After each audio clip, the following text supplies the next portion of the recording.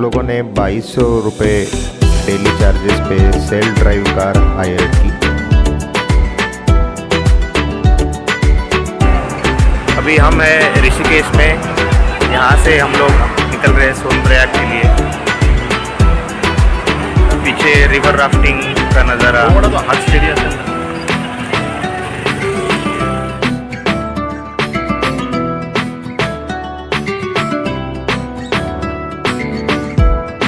ऋषिकेश से निकलकर कुछ देर बाद ई पास वेरिफिकेशन का एक चेक पॉइंट हमें मिला, जहाँ पे ई पास वेरिफिकेशन हुआ। ऋषिकेश से 70 किलोमीटर बाद देवप्रयाग लगता है, जहाँ पे गंगा नदी का संगम है।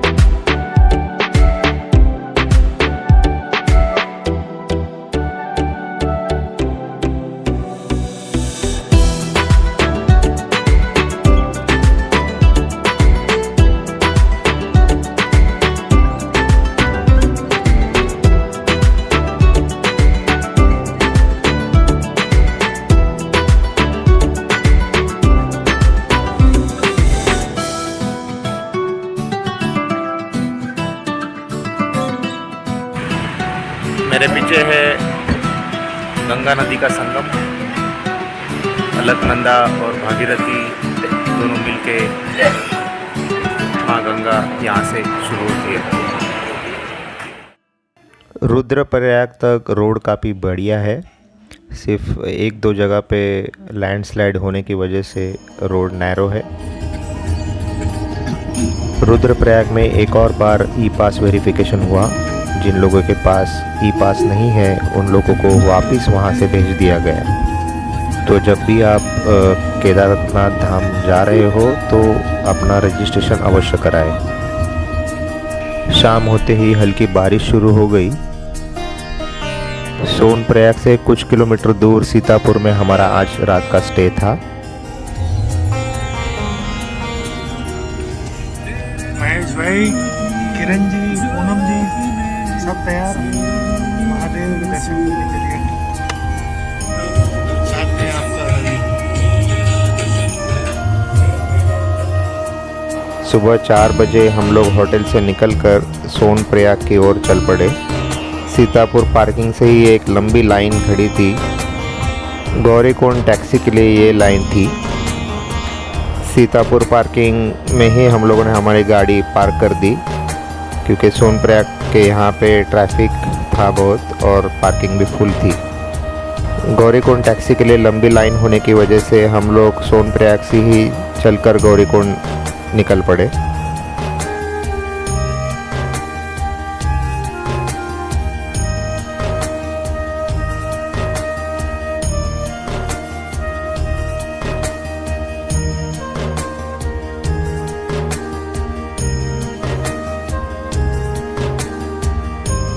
केदारनाथ जाने के लिए पिट्ठू और डोली के ऑप्शन गौरीकुंड के यहाँ से मिल जाते हैं।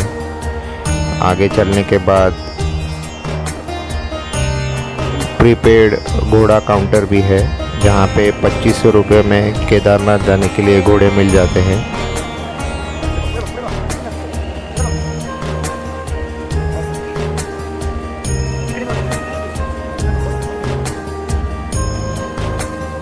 पैदल चलने वाले यात्री और घोड़ों के लिए एक ही रास्ता होने के वजह से काफ़ी भीड़ की वजह से दिक्कतें होती है।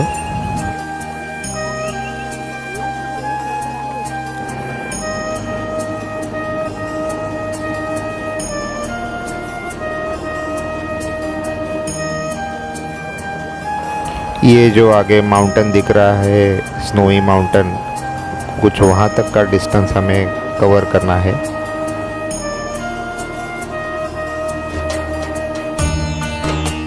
केदारनाथ मंदिर जाने के लिए हेलीकॉप्टर की भी व्यवस्था रहती है।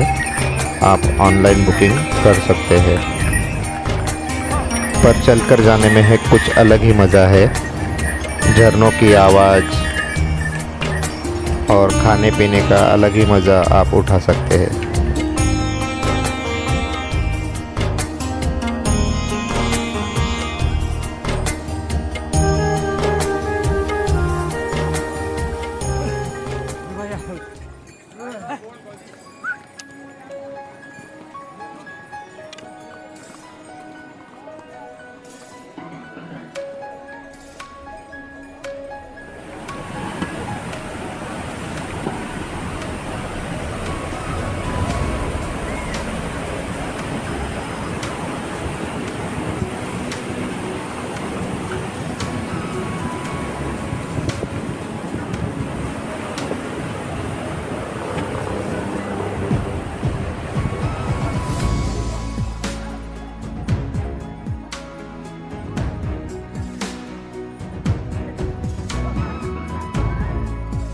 2013 की आपदा के बाद रामबाड़ा के यहाँ एक नया रूट बनाया गया, जिसमें रिटर्न आने के लिए घोड़ों के लिए एक अलग से ब्रिज ये बना गया था, जिससे थोड़ा ये डिस्टेंस बढ़ गया है।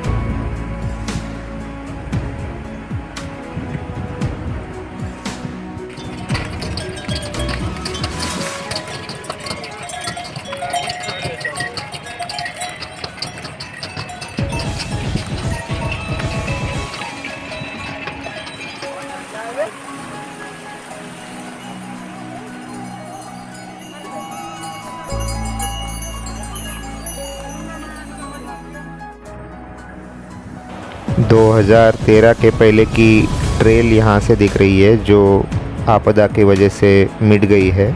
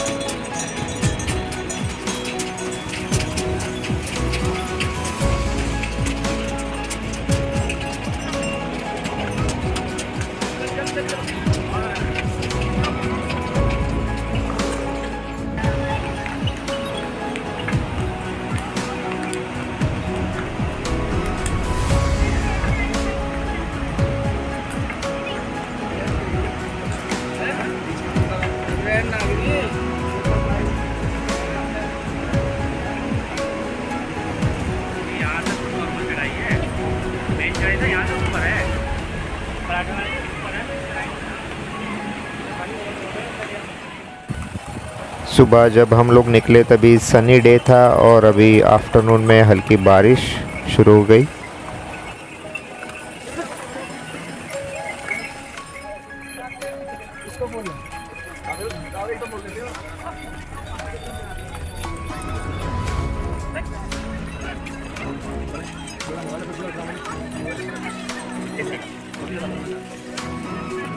पहाड़ों में क्लाइमेट जल्दी बदल जाता है, कभी धूप तो कभी बारिश, और ठंड तो बहुत ही होती है, इसलिए अपने अपने साथ गर्म कपड़े और रेन वियर भी कैरी करना ना भूलें।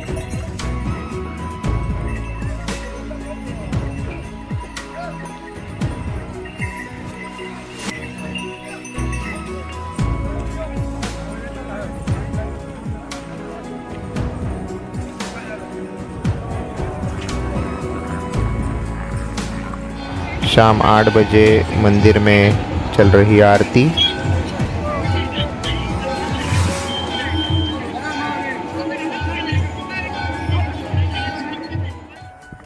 सुबह फिर जल्दी उठकर हम लोग दर्शन के लिए निकल पड़े। टेम्परेचर 0 डिग्री था। रात हम लोगों ने एक टेंट में बिताई, जिसका किराया 400 रुपये प्रति व्यक्ति था। कल सुबह निकले थे हम लोग सोनप्रयाग से 4 बजे। शाम को हम लोग 6 बजे पहुँचे केदारनाथ टेम्पल, और फिर हम सुबह फिर आए दर्शन करने, क्योंकि कल रात को मंदिर बंद हो चुका था। तो फिर सुबह हम लोगों ने आके दर्शन किया अभी बाबा केदारनाथ का, और इस तरह पैदल चल के हमारी यात्रा संपन्न हुई। जय हो बाबा केदारनाथ।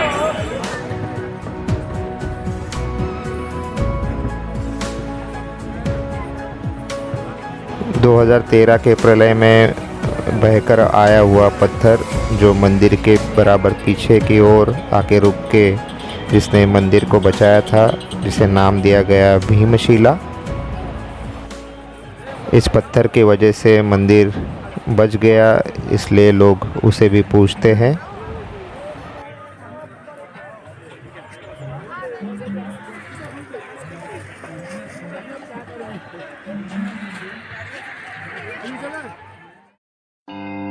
रुद्र शिव पुरंदरा भद्र नट युगंधरा नमन्न मन्नो गौरीनाथ शर्व अज केदारनाथ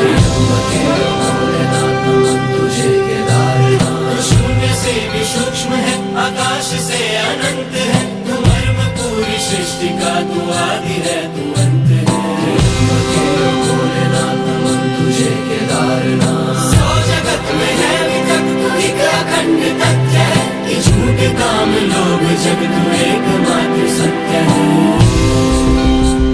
मंदिर के पीछे है श्री आदि शंकराचार्य की मूर्ति जो 12 फीट ऊंची है।